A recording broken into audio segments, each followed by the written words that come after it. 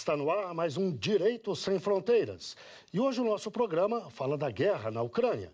Neste mês o conflito completa 2 anos e então é hora de voltarmos ao assunto e perguntar: qual o tamanho do estrago já feito em vidas, principalmente, mas também na infraestrutura, na economia dos dois países diretamente envolvidos?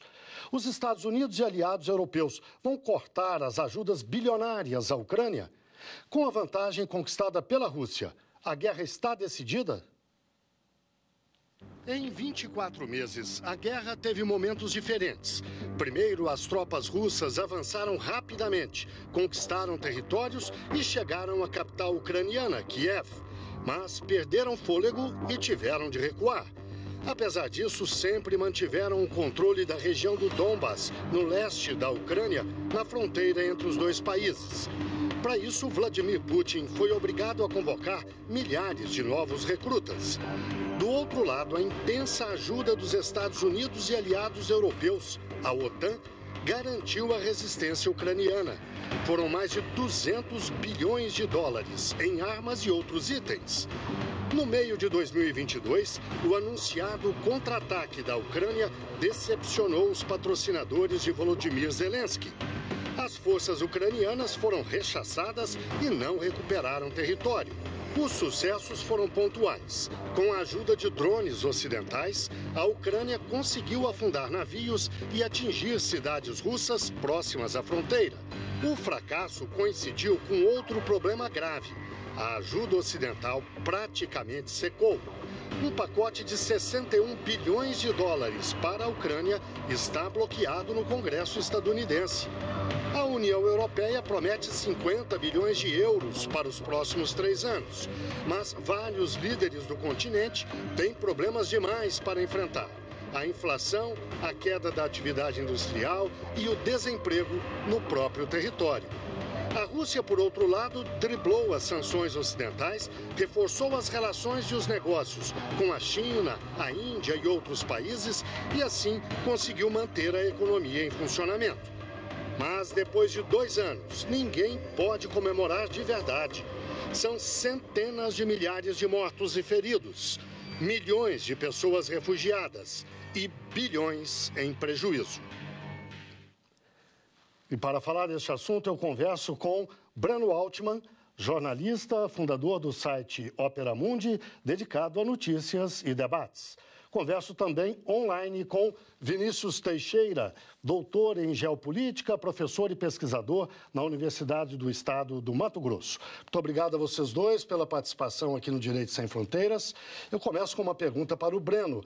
Breno, depois desses 2 anos, qual é a sua avaliação? Há um impasse nessa guerra ou pode haver uma tendência? Um dos dois lados estaria mesmo prestes a ganhar, como às vezes a gente vê? Eu não acredito que haja um impasse, ou melhor, o impasse que existe é como que a Ucrânia fará um acordo com a Rússia. Militarmente, a Ucrânia está batida.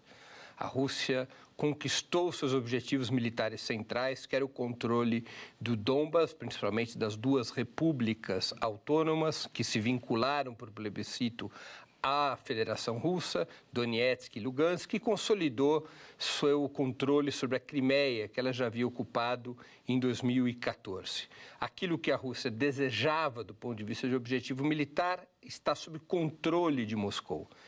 A Ucrânia não tem mais capacidade militar para enfrentar a Rússia. E sem os recursos dos Estados Unidos, essa capacidade militar tende a definhar ainda mais. A questão toda é como encontrar uma solução negociada que desmoralize o menos possível os Estados Unidos e a União Europeia.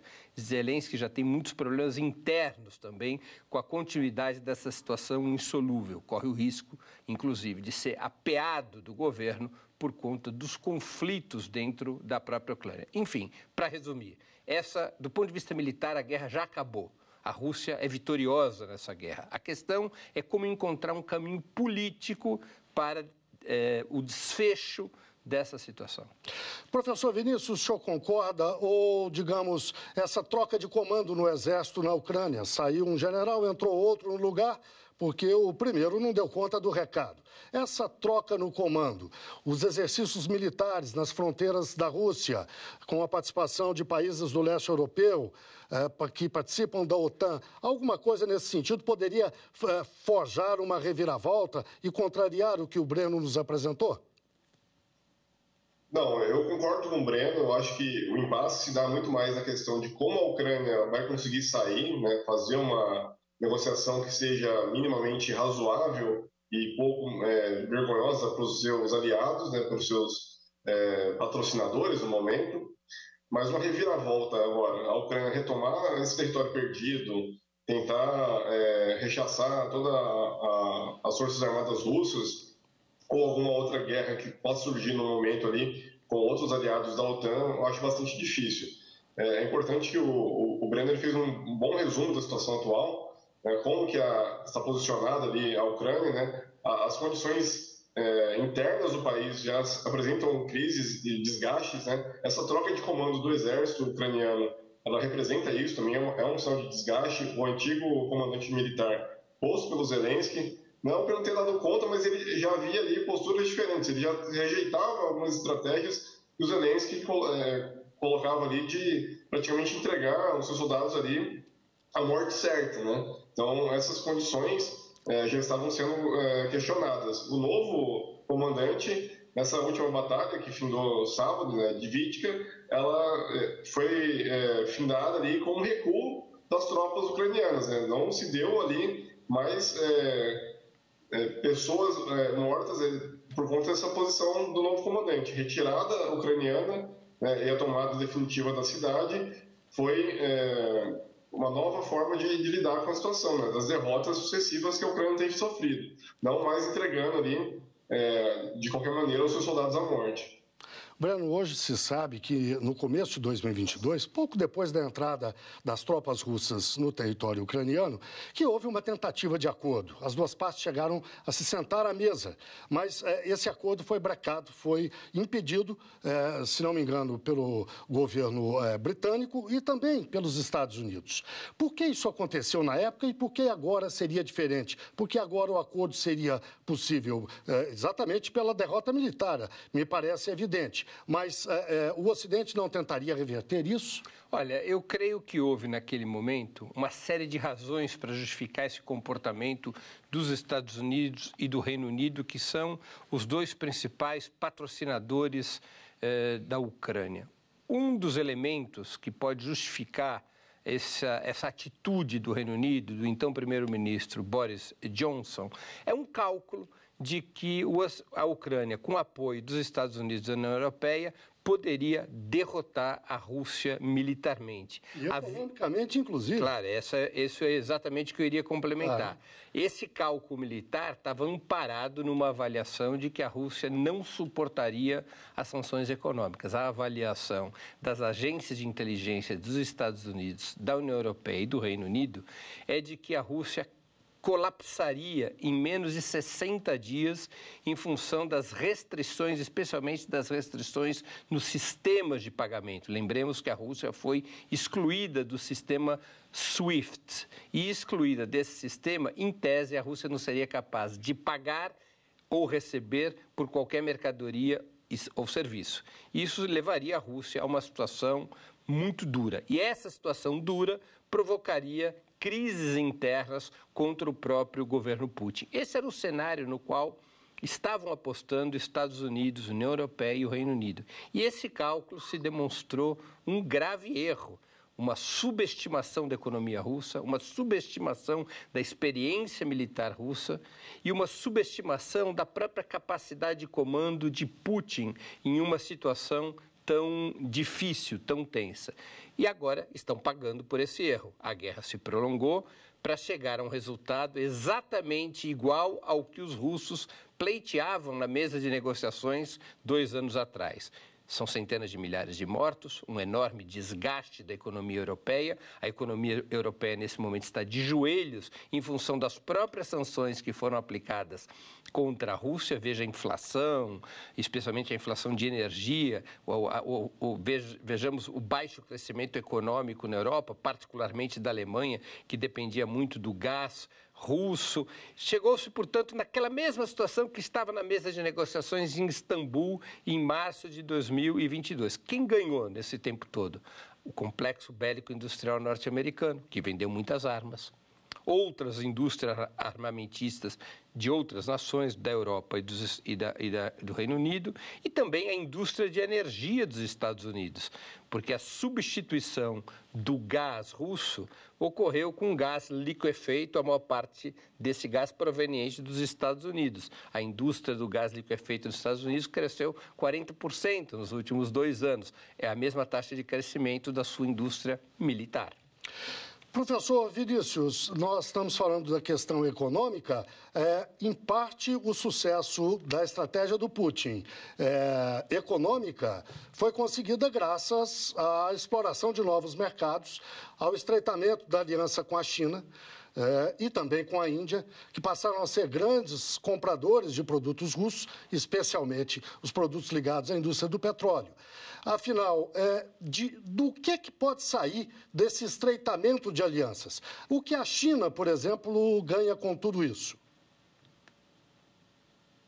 O estreitamento dessas alianças ele é significativo, né, para a geopolítica mundial, ainda mais quando você coloca Rússia e China numa aliança ainda mais estreita, né, que já vinha ocorrendo essa aproximação desde o final da Guerra Fria, isso mais lentamente nos anos 90, mas à medida que a estrutura do Pacto de Xangai e a estratégia do Belt and Road chinês se desenvolve, essa aproximação, não só na área econômica, mas também na área de defesa, na área militar, entre os dois países, é significativo para o realinhamento mundial. Se pensarmos em termos da geopolítica, a China e a Rússia, elas estão posicionadas ali no que a gente considera como sendo o centro neurálgico, da geopolítica mundial. A Eurásia, tendo a Rússia ali o Heartland, e a China sendo a possibilidade de saída para o mar, de águas quentes, que a Rússia nunca teve. Então a Rússia garantiria a energia para a China com um potencial de crescimento econômico ainda por muitos anos e militarmente se fortalecendo,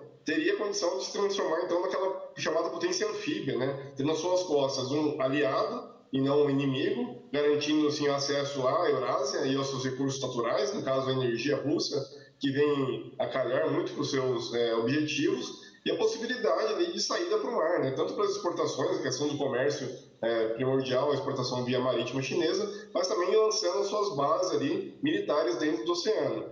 E além disso, a Índia, que também colabora bastante com a estratégia russa, fazendo essa triangulação nas exportações de petróleo. Ela recebe o petróleo russo, beneficia e vende para os países que, em tese, estão sancionando os produtos russos.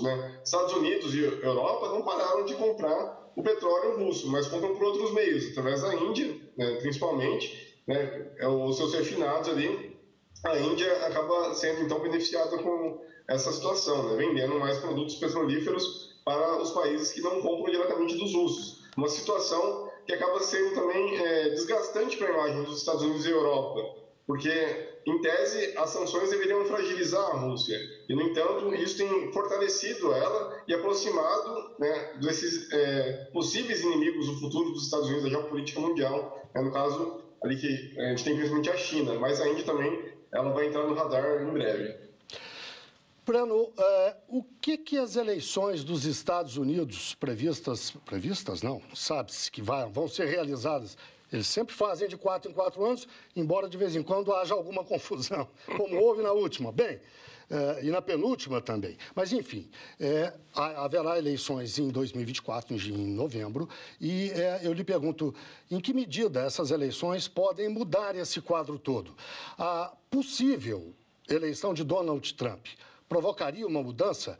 E até aproveito para lhe perguntar, ele que é suspeito de tantos crimes, responde à justiça um monte de acusações criminais, conseguiria ser eleito? As duas coisas eu lhe peço que você me responda já, logo depois do intervalo. O Direito Sem Fronteiras, portanto, faz uma breve pausa e volta já.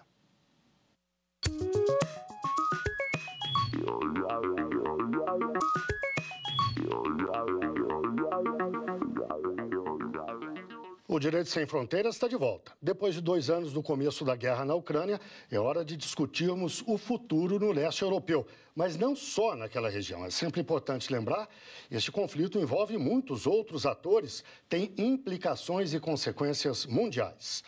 Os nossos entrevistados são Breno Altman, jornalista, fundador do site Opera Mundi, dedicado a notícias e debates. E também Vinícius Teixeira, que conversa conosco online, doutor em geopolítica, professor e pesquisador na Universidade do Estado do Mato Grosso. Breno, no bloco anterior eu deixei uma questão no ar para você abordar agora.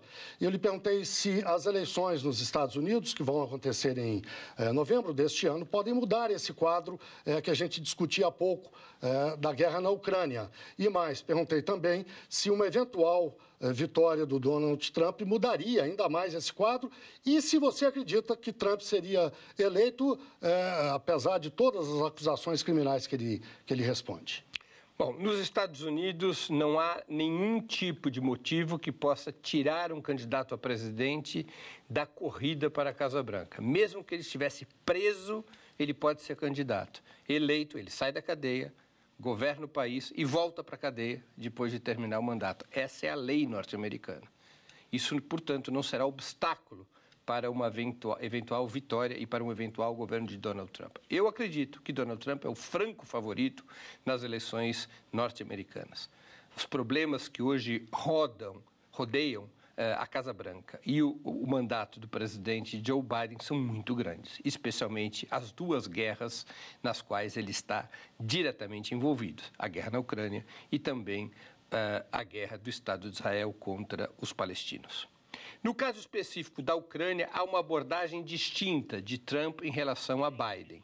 Biden opera com a lógica de um confronto civilizacional do Ocidente contra o Oriente. Essa concepção empurrou a Rússia para uma aliança com a China. Trump trabalha com uma velha concepção do Partido Republicano que se fez muito famosa na época do governo Nixon, em 1972, quando o então presidente norte-americano visita a China e reata relações diplomáticas com o presidente Mao Zedong.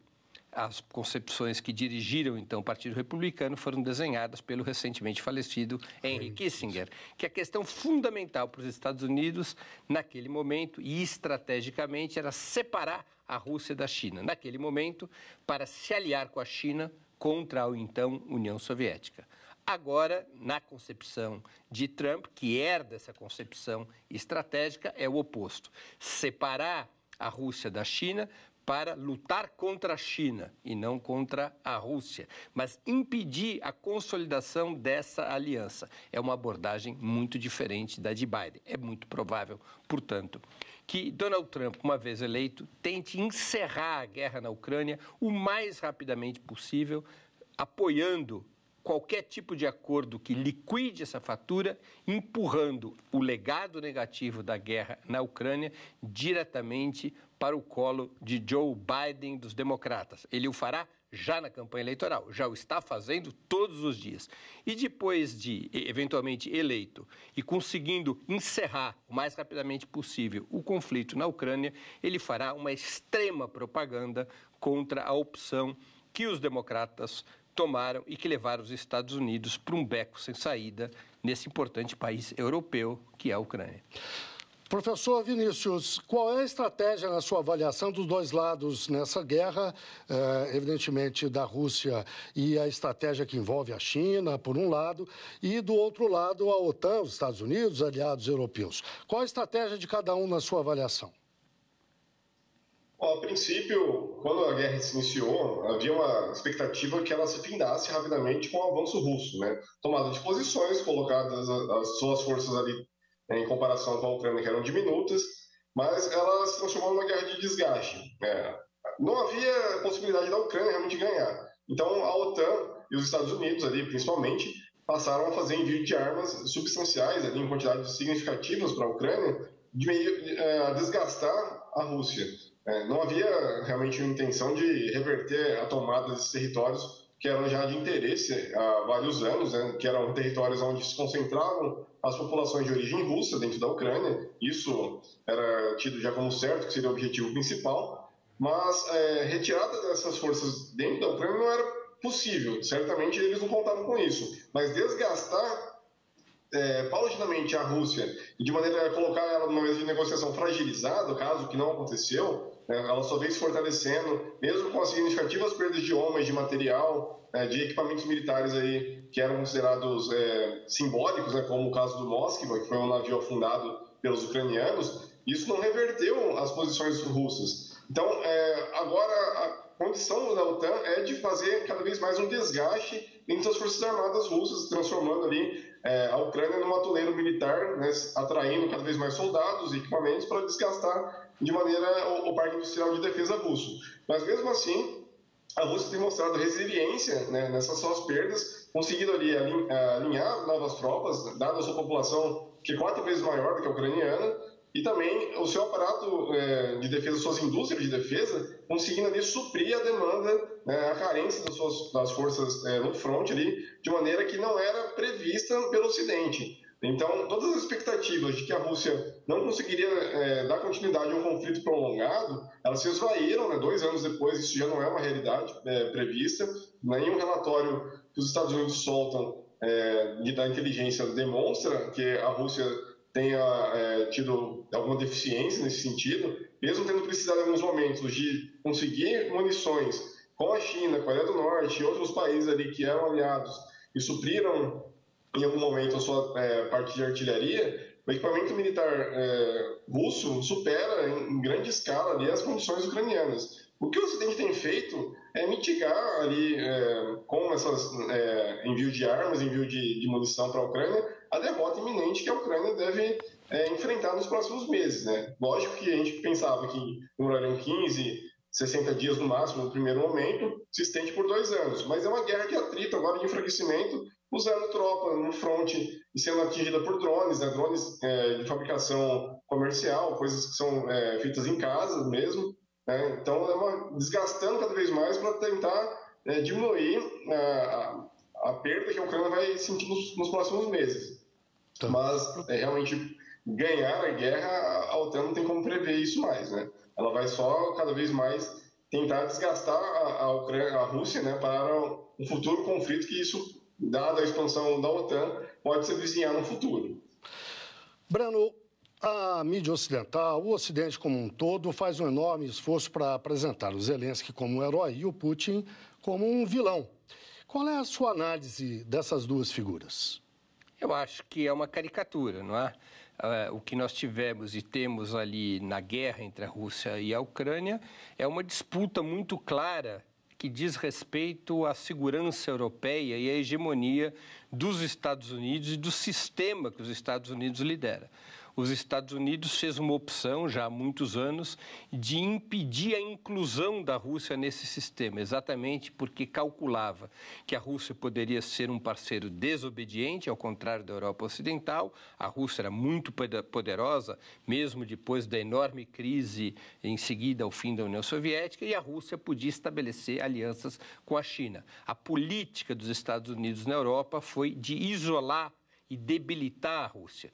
E essa política teve repercussões em termos de defesa. Qual foi a principal repercussão? Expandir a OTAN para ocupar o máximo de território possível a oeste da Rússia, contrariando uma promessa feita pelo presidente dos Estados Unidos, Mikhail Gorbachev, exatamente quando a União Soviética deixa de existir, de que não haveria expansão da OTAN rumo à Rússia. Antes de você completar o seu raciocínio, Gorbachev foi um ingênuo ou ele participou ou ele traiu a pátria? É muito difícil fazer uma afirmação histórica contundente a esse respeito. Ainda teremos que esperar um certo tempo para termos acesso à documentação. Não é? Eu não eliminaria nenhuma das duas possibilidades. Gorbachev pode ter simplesmente se associado aos americanos ou pode ter sido, como você disse, uma figura ingênua. O fato é que nós tivemos esta situação dos Estados Unidos cercando a Rússia. E a Ucrânia é um espaço essencial desse cerco. Num certo momento, a Rússia, depois de tentar exaustivamente negociações que impedissem essa situação, especialmente depois do acordo de paz de 2014, 2014 na própria Ucrânia, quando foi derrubado por um golpe de Estado um governo mais simpático a Moscou, que havia sido eleito. Esse governo é derrubado com o apoio dos Estados Unidos e da União Europeia, é estabelecido um governo fantoche pró-Ocidente. Mesmo assim, os russos apoiaram negociações. Uma parte importante da Ucrânia foi massacrada por esse novo governo. Exatamente essa parte ao leste da Ucrânia, no Donbas, essa área que tem maioria de origem russa ou russo-falante, como as pessoas às vezes se referem. E o Putin, a partir de um certo momento, se deu conta, ou passou a calcular, que o diálogo não o levaria a lugar algum, que ele continuaria a ser enrolado pelos Estados Unidos e pela OTAN, e ele então resolveu reagir militarmente. Creio, então, que desta maneira que nós devemos entender. O Putin defende um projeto de soberania russa, um projeto que concede à Rússia um papel autônomo na geopolítica mundial associada à China, agora bem mais associado do que o Putin calculava antes, por obra e graça do próprio esforço dos Estados Unidos e da OTAN contra Moscou, e o Zelensky de certa maneira, uma marionete no projeto geopolítico encabeçado pelos Estados Unidos. Como uma vez disse o chanceler russo, não era uma guerra entre a Rússia e a Ucrânia, era uma guerra entre a Rússia e os Estados Unidos e a OTAN, uma guerra por procuração, porque quem combatia a guerra em nome da OTAN e dos Estados Unidos era a Ucrânia de Zelensky. Bem, nós chegamos ao fim do nosso programa de hoje. Eu agradeço muito. Agradeço a participação de Breno Altman, jornalista, fundador do site Opera Mundi, dedicado a notícias e debates. E também conosco, online, Vinícius Teixeira, doutor em Geopolítica, professor e pesquisador na Universidade do Estado do Mato Grosso. Mais uma vez, obrigado aos dois. E muito obrigado, claro, a você que nos acompanhou. Não deixe de seguir a nossa programação no site da TV Justiça. Nós estamos no YouTube, no Instagram, no Twitter e no Spotify. É só digitar lá, @Rádio TV Justiça, que você encontra o nosso conteúdo. Até o próximo programa.